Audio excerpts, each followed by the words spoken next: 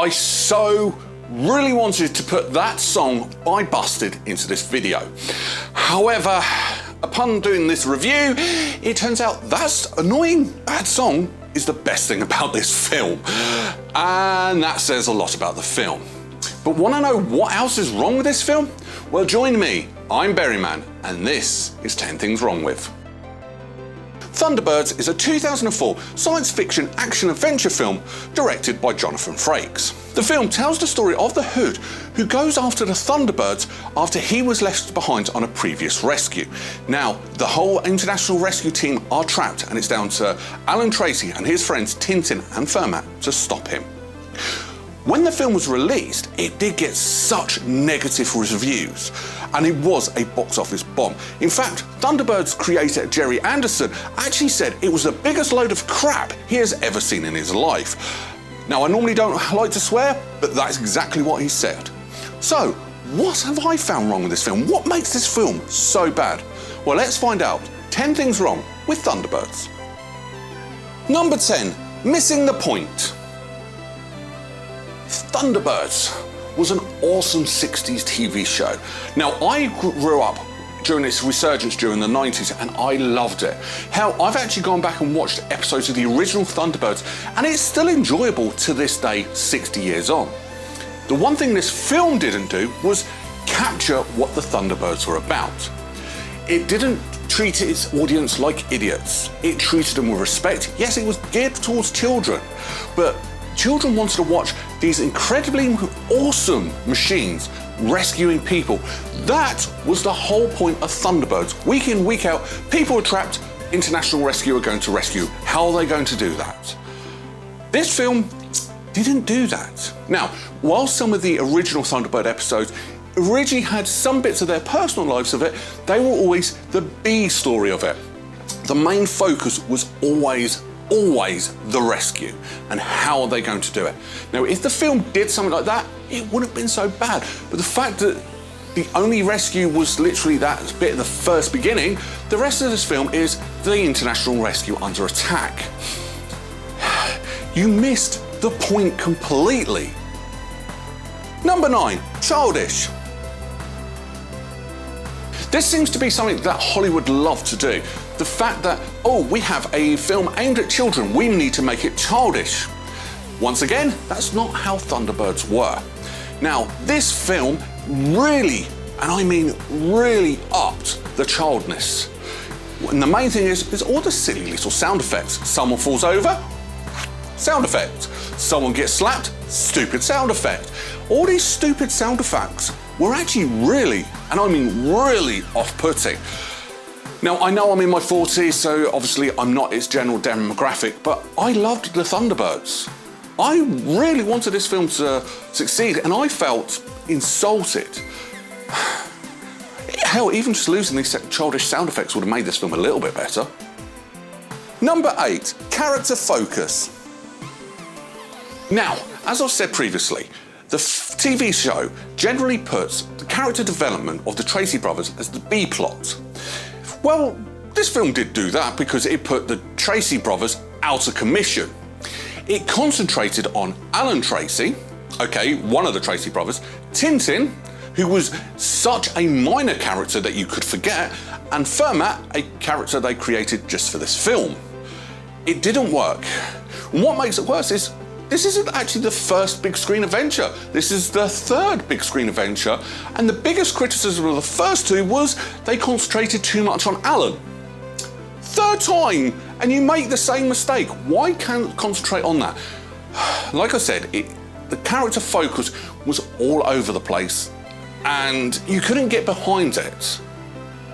Number 7, uniforms.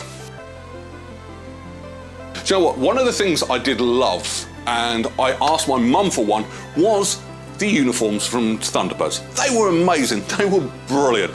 So this film, did they recreate them? No, they put them in racing car overalls. Seriously, they look like what a Formula 1 driver would wear during a race. Now, is it because they couldn't actually produce it? Was it too difficult?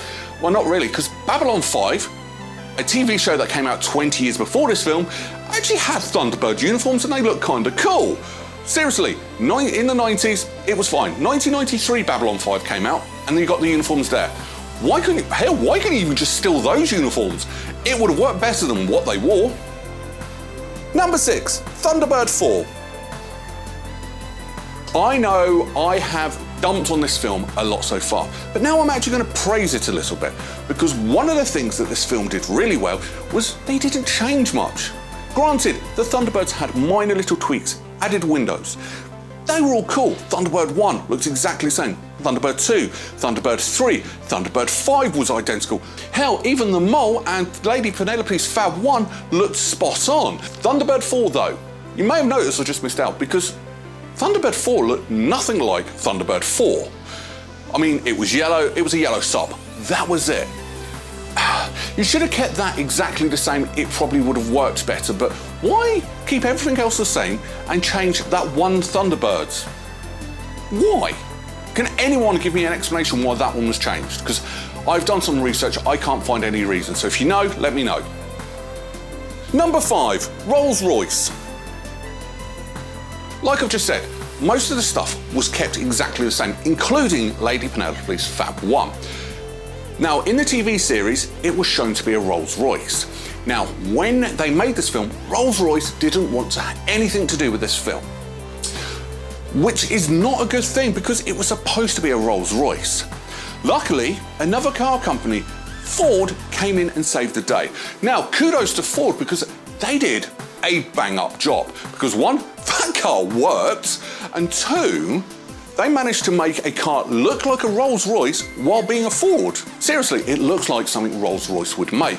It does not look like a Ford car. In fact, the only thing I could see about Ford was the Ford logo on its wheels.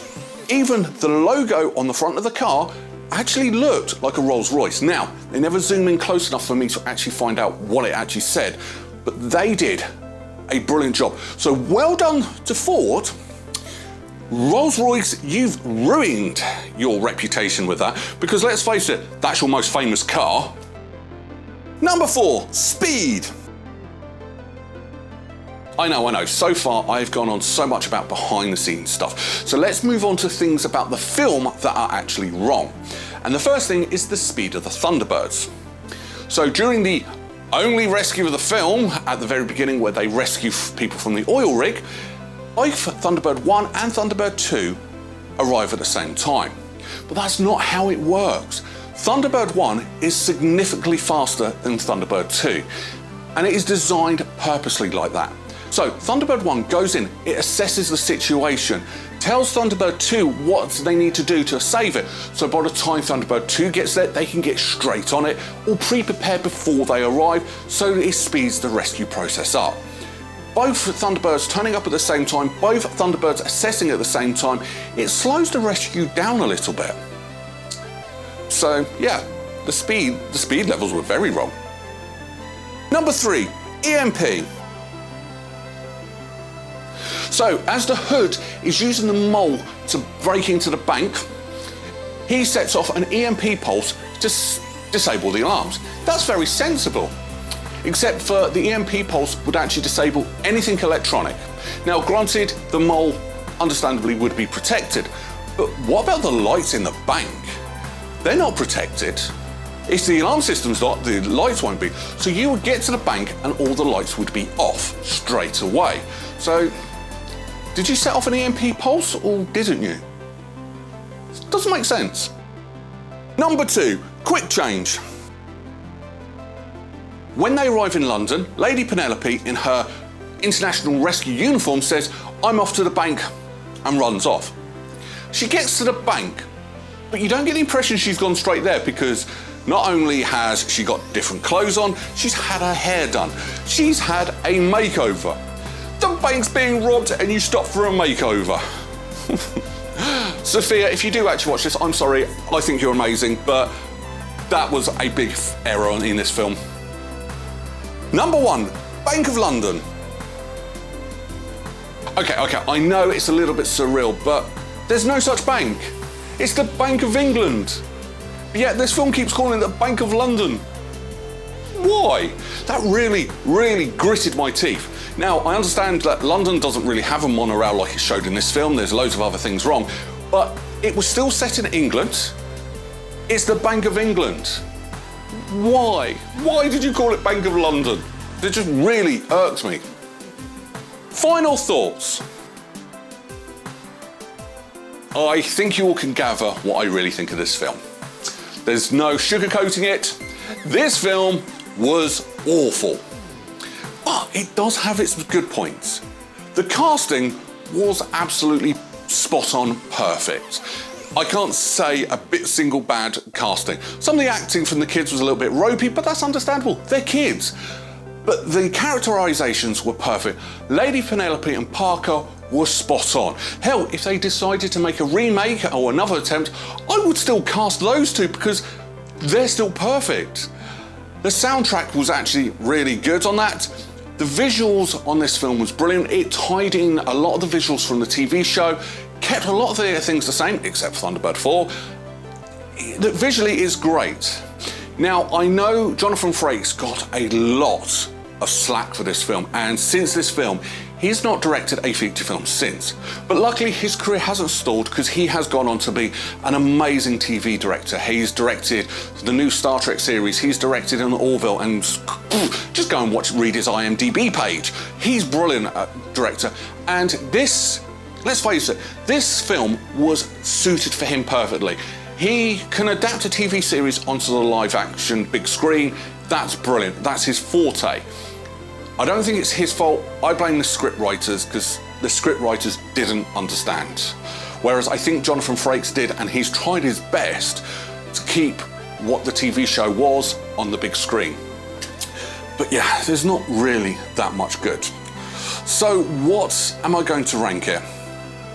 I'm actually going to give this a 3 out of 10 berries. Ooh, I haven't given a low score that low for a while, but I can give those things. Jonathan Frakes directing, the visuals, and the soundtrack. Yeah, I know I just said the Thunderbirds Our Go song was bad, but when that's the best thing of the film, it can get a kudos point for it. But yeah, I didn't like it. But that's my opinion. What's your opinion? Let me know in the comments below.